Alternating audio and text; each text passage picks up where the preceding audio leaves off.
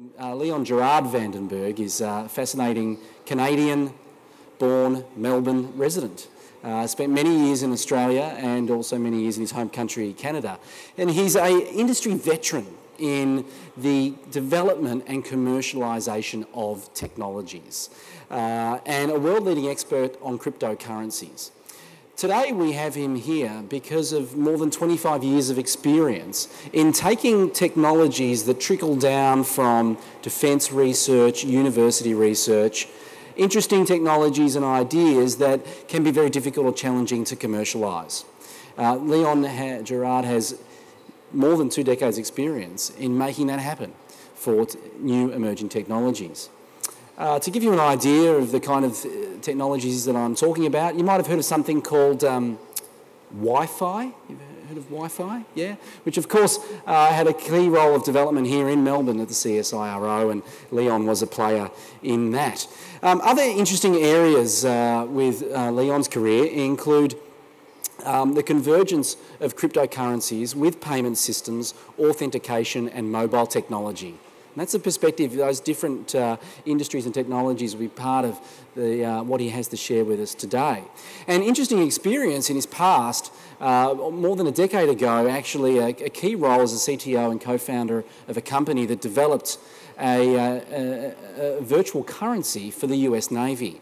So Navy Cash is a system that's used on Navy vessels around the world for storing currency and for making payments on Navy ships, which was had a whole bunch of benefits for the US Navy, not least of which was the fact that when they worked out how many coins were physically being carried by their sailors on an aircraft carrier, they realised that if they could eliminate those coins, they could carry 3 more aircraft on that aircraft carrier. Not to mention, of course, all the other interesting things that happen in defence personnel when it comes to travelling the world and trading currencies and other services and goods, and what kind of black market might ensue along the way. So a man full of interesting experiences and stories who travels the world today, sharing great insights about commercialisation of technology. And lastly, the last thing I want to mention is his involvement in an organisation called ZSIM that you're going to hear a lot more about. Gerard will share a little bit with us about it now, but an interesting area with virtual SIM technology for authenticating payments through mobile technology platforms. So we're going to enjoy this next hour, and Gerard is going to join us on the panel this afternoon. Please join me in welcoming our local favourite Canadian, Gerard Vandenberg. Thank you. Okay, well, Jeffrey Tucker is a pretty hard act to follow. So I'm a bit hungry. I'm sure everyone else is as well. So I think we'll be about 30 to 40 minutes. We won't be a full hour. And I'd like to meet anyone who has the questions afterwards, but let's get into this here. So hopefully the clicker clicks, and we can start this sort of presentation. So I'm going to tell you what I'm going to tell you. I'll tell you, and then I'll tell you what I told you. That's sort of my memory hook for doing presentations. An intro, a sort of rearview mirror look in the past of what I did for the last 10 years, almost 13 years. And then the status and the current, the takeaway around the Bitcoin economy and what this means. And then sort of forward-looking concerns and opportunities. And then I'll kind of make a wrap, and then we'll be on the panel today for any Q&A. So let's get into this a little bit. I've been involved in some pretty deep sectors of technology. Crypto, which was elliptic curve cryptography, invented in some of the math geeks of the world, but around Canada, University of Waterloo, there was some cryptography companies called Certicom that created the first embodiment of cryptography called elliptic curve. And elliptic curve is now used as part of the security facets within Bitcoin. And that was deemed a munition. We could not export that from the US. We had to go to Canada to export that technology library for our sort of solutions kit. So I've been involved with legislation all around crypto, getting it over borders and border control, just to be able to do a point solution, which was involved with Navy Cash. I've been involved with Wi-Fi in the very early troop communications side of things. When it was not called Wi-Fi, it was the very early precursors to that. And then I was involved with a Wi-Fi startup in Silicon Valley that was called Airwave, and that was quite interesting. We were looking at different authentication services that everyone now uses when they come to an open public Wi-Fi space like today. And we had a captive portal and a way of doing this so that we could capture someone's Wi-Fi sessions, monetize that, and turn that into a sort of model for local carriage. And that was quite an interesting play. Really what I've been able to do is to use Bitcoin as a type of reflection and repackaging of all my skills that I've learned in the defense industries. And that whole purpose has really found a new vitality in this whole Bitcoin opportunity, all the blue sky that is there. And my real focus is looking at mobility and ease of use, because this is the real bugbear in the industry to get to scale, to get the public utility, so that people that use Bitcoin every day for general transactions do not have to be a specific kind of geek or a talented type of IT person in order to do a transaction safely and securely. So the concepts of an e-currency kind of evolved in 1990 and further on, something called e-cash, and there was some very early learnings that I did with the concept from a program called e-cash, and the company that promoted e-cash was a company called DigiCash. And actually, this was used by a number of banks to do electronic transactions from very old series smart cards to a central controller, but it was anonymous. So at the end of the day, the transaction endpoints at the time were anonymous, and they were cryptographically provable as anonymous. That raised the concerns of some people very early on of who was going to be able to do this, and money laundering, and also people minting their own currency versions of the same electronic cash. So the whole concept of what is a counterfeited cryptocurrency, if you could hack the system, what would a hack look like, and what would it be, you know, from the outside looking in and from the inside looking out. A range of European banks actually license and use this. It was really smart card focused and sort of brand traction for the banks. And actually one bank in Australia actually licensed DigiCash and did a small implementation, St. George Bank. That's just a little bit of history. eCash is really now still going on as closed community types of solutions. One which is a closed and very broad community is the Malaysian ID card. It has a little eCash purse on the ID card. So people can send money from person to person, but the government knows what's going on. Of course, it's not anonymous because it's your ID card, so they know where it came from. Other sorts of authorities that are using this, transit authorities such as Octopus. We have a very frustrating solution here in Melbourne called MyKey, and I'd have to say I swear under my breath and sometimes vocally every time I'm going through the gate, and it takes 3 seconds to step through. So there's been some challenges in that implementation, but some very good ones. Octopus in Singapore, Octopus in Hong Kong, and Singapore for transit cards. In Europe, at the same time, they were moving in parallel. So Proton had a smart card, and the Japanese had one as well, which I don't have here. But the two different type of vendors, the French and the Belgians, had a sort of e-purse sort of race going on with the Japanese, and it was kind of this duopoly of vendors. And that created a little bit of creative tension in the supply channel for something I was very interested in. We did a closed tender to US Navy, and we did, I would call it the first internet dope deal with the US Treasury. We gave them the source code to their own e-purse for a license to make revenue on the tail of the ecosystem. So we did this and turned the whole industry upside down, because the Japanese vendors and the French silicon vendors that had their previous smart cards back here, they said, you have to license, it's going to be this much per card and this much per transaction. And US Treasury is going, this isn't rocket science anymore. Why are we doing this? Why are we going to pay these guys who are not in our own country to do this? And it's just money that is wasteful. So we did Navy Cash. But it was quite interesting because I took 3 crypto geeks from South Australia Defense, and I had to transplant them to Washington Avenue, Pennsylvania Avenue in Washington, D.C., to basically secure the contract. So it was a whole life cycle of working with other vendors, and Microsoft and MasterCard and Chase Manhattan Bank were our subcontractors.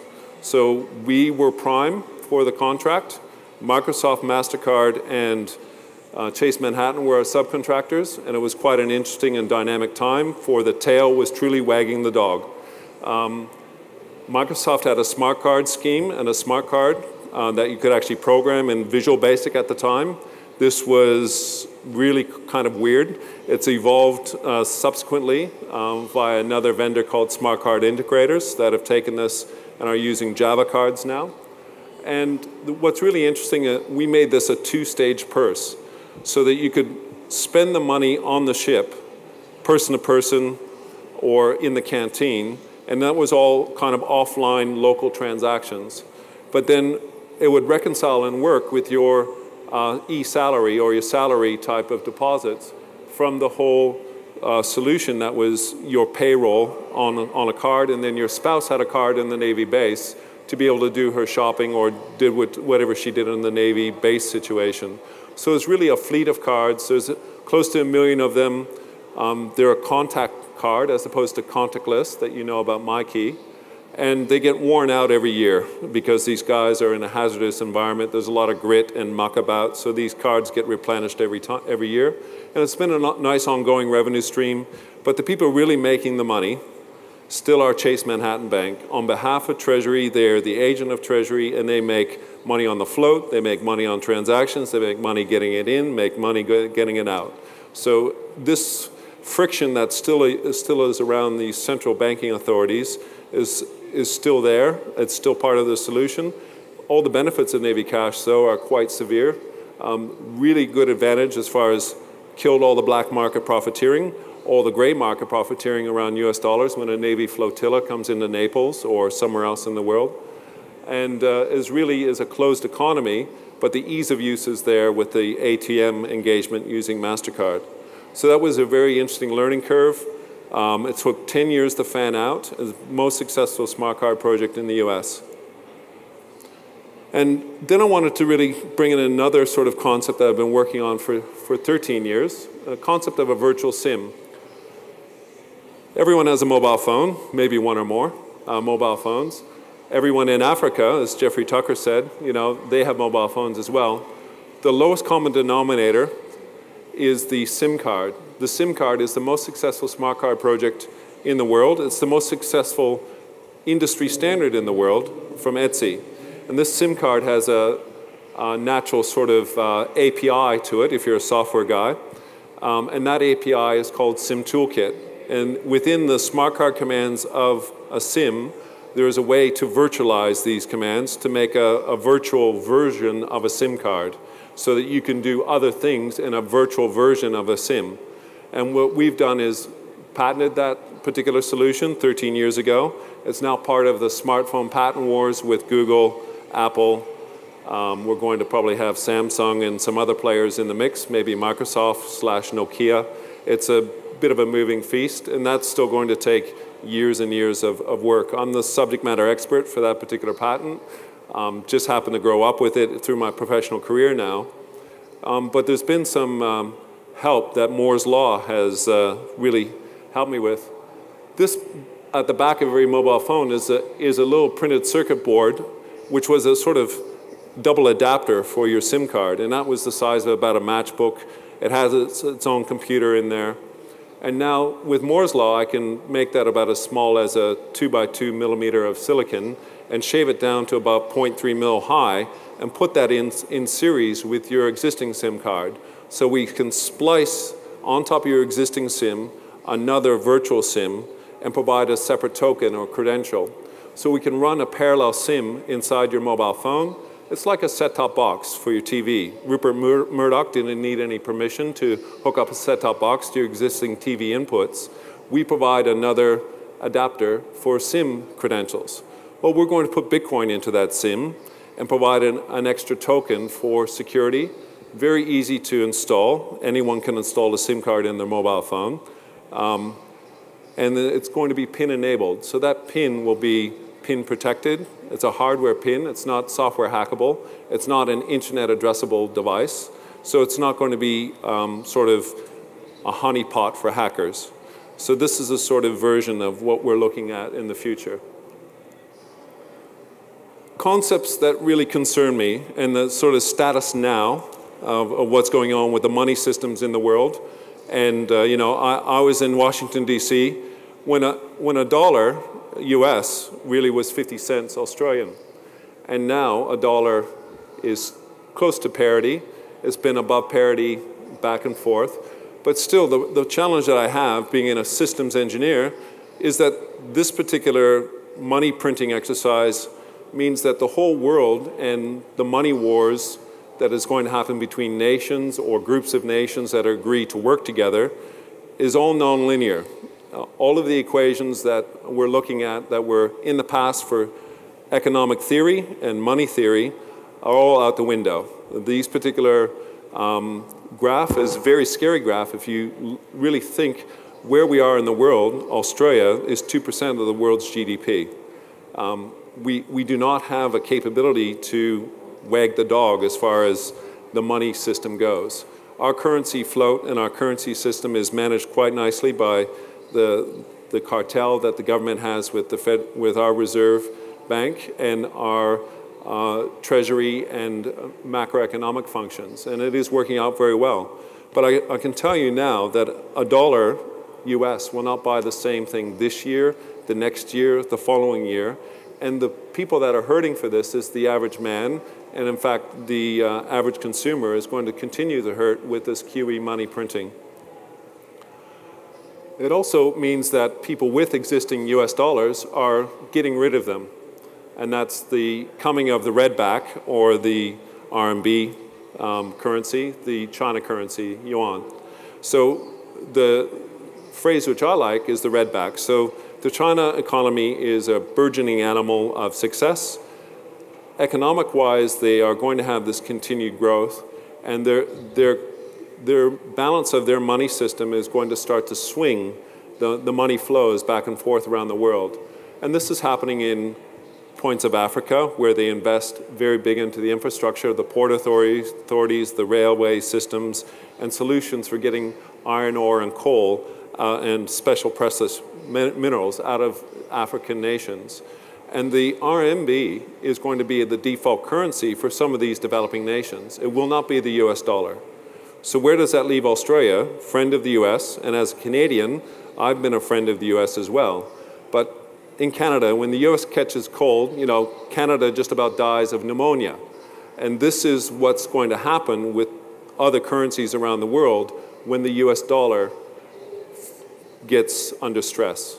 And money printing is a stepwise function of stress. There's no way else to describe it.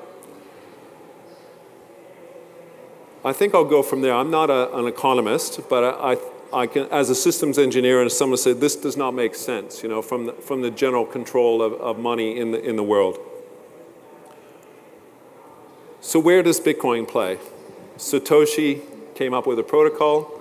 He bootstrapped that protocol with a very interesting equitable exchange mechanism for making it useful. And it's been tested by cryptographers, stress tested by hackers. People that don't play with proper etiquette and rules generally get banned out of forums. So, well, forums have trolls. People like to work with people that play nice. People that have good execution capabilities, not Mt. Gox, will be around in the future. But if you've been Goxed, you've taken a hard lesson, and there's lessons that will also fall out of the Bitcoin economy. For me, Bitcoin is my unicorn. So it's the repackaging of all that I've learned for defense, able to be repurposed for the common man. Every common man now has a SIM card. Man, woman, I'm using the vernacular, the common man. So why is everyone crazy for this? Because it is a new world domain, and it is basically controlled as programmable money, and the policy of the program, the arguments and the control are done in an open society. So we vote, just like open source. What are the rules for Bitcoin issuance? What are the rules for doing a rollback on the blockchain if we have to, if we have a problem with a collision on the blocks on the Merkle tree. So we were able to recover from those sorts of solutions. And it's quite exciting now that I'm able to repackage that. So it's not a dream, Bitcoin is real. Absolutely is out of the box, just like the crypto genie left Canada and elliptic curve cryptography is available for everyone to use in the open source community. Bitcoin is available for anyone to use around the world. Check out this website, fiatleak.com, and you'll see everyone in China getting rid of their US dollars and buying Bitcoin. And it's not going to stop because they have trillions of this stuff. It's just amazing what's happening.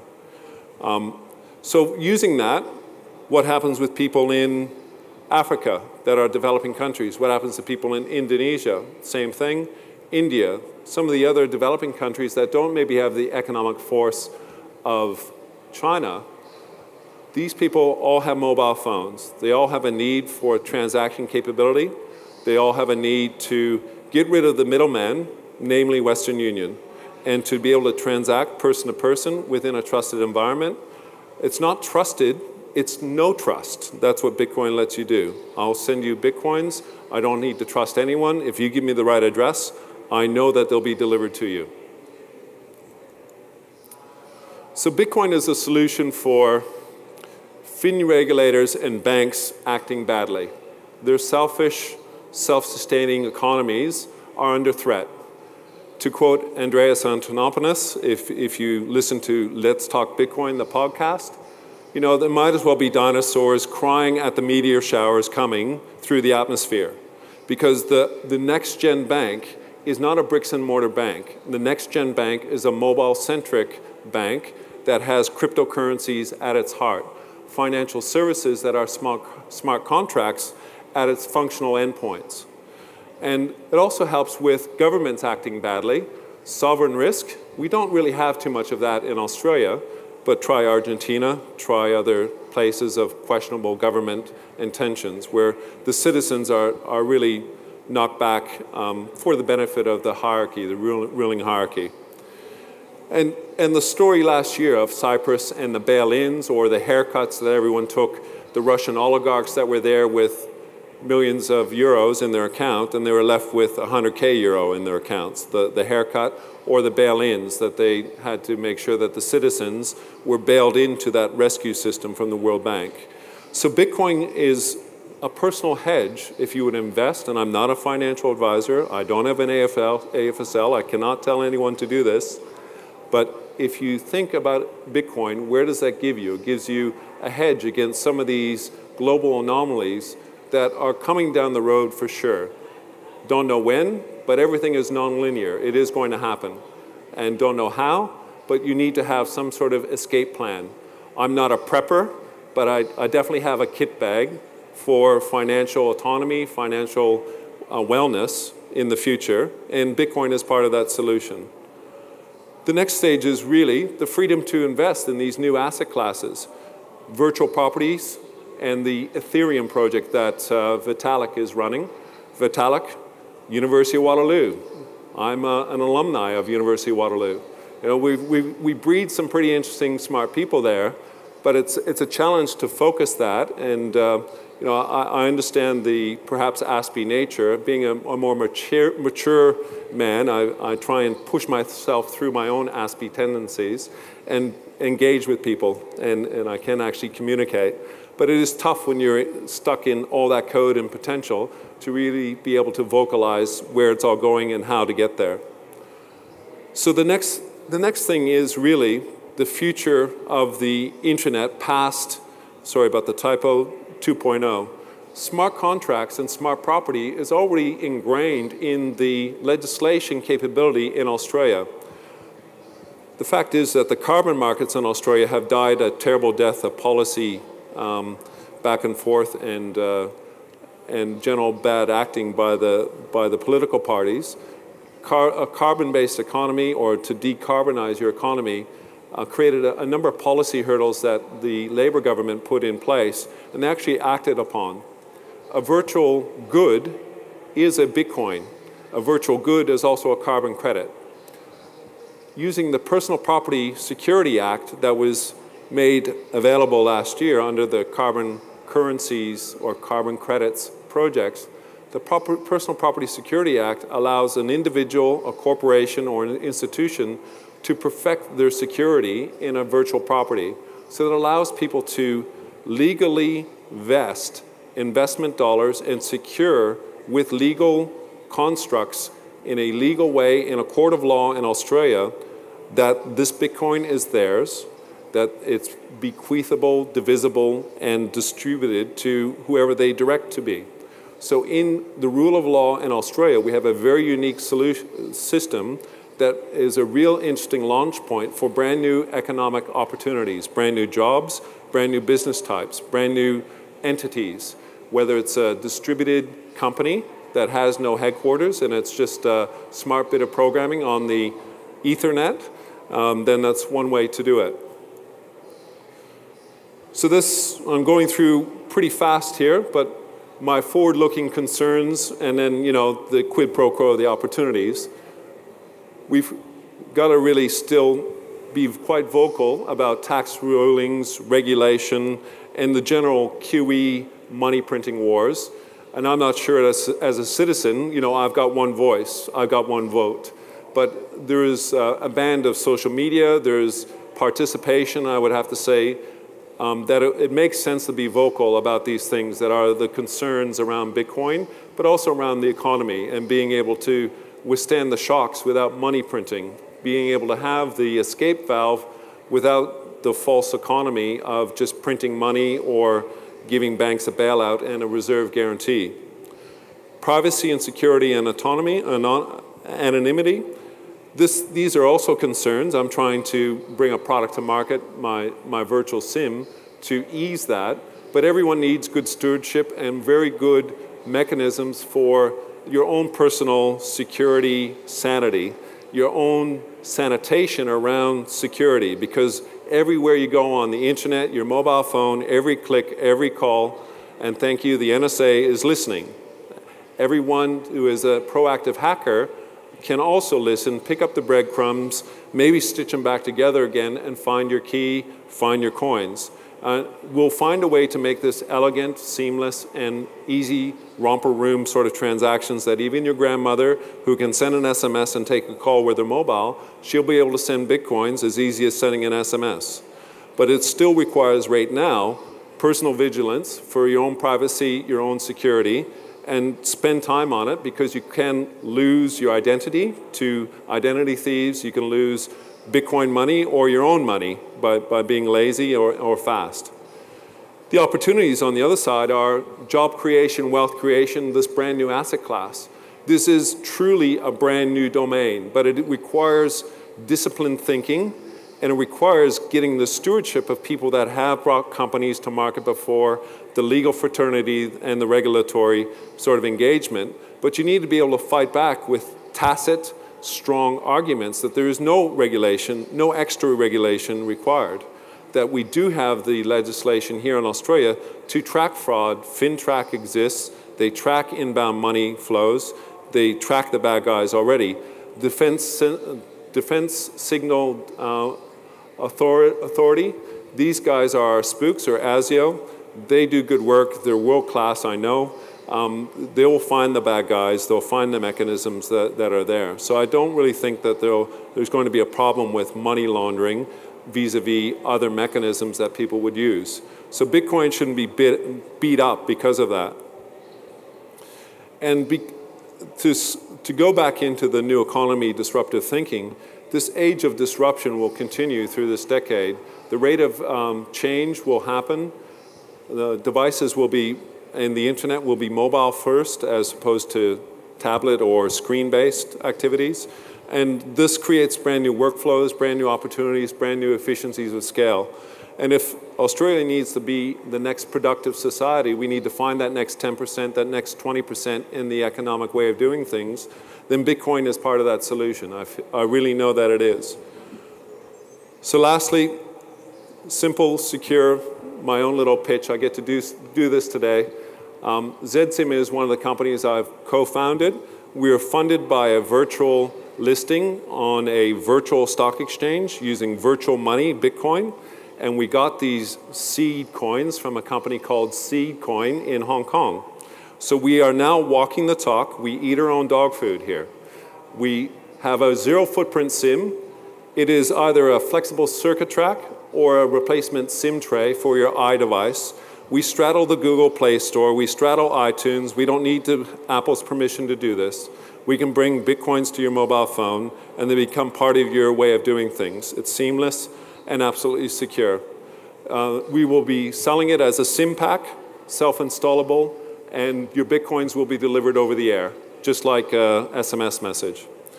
Our first market is, Western Union has a big target there.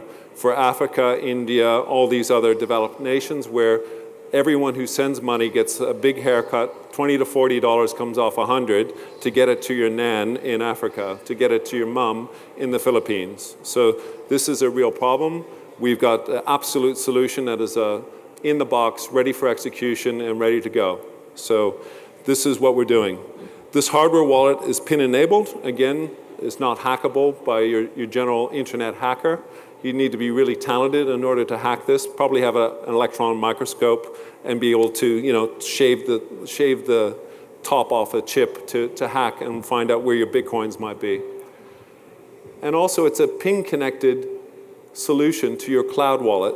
So you may not want to have all your wealth on your mobile phone, but I'd like to have that token on my lifestyle device so I can move my assets around the place. Might be a smart contract to do with how I'm going to release the allowance to my kids.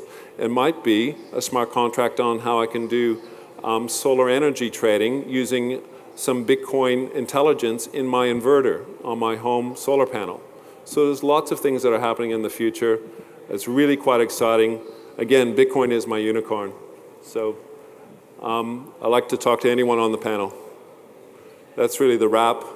Get in, be secure, invest in your own learning, careful on the quantum, participate in the community, invest in credible startups if you have the cash capability, and move and play safe. Good. Thank you.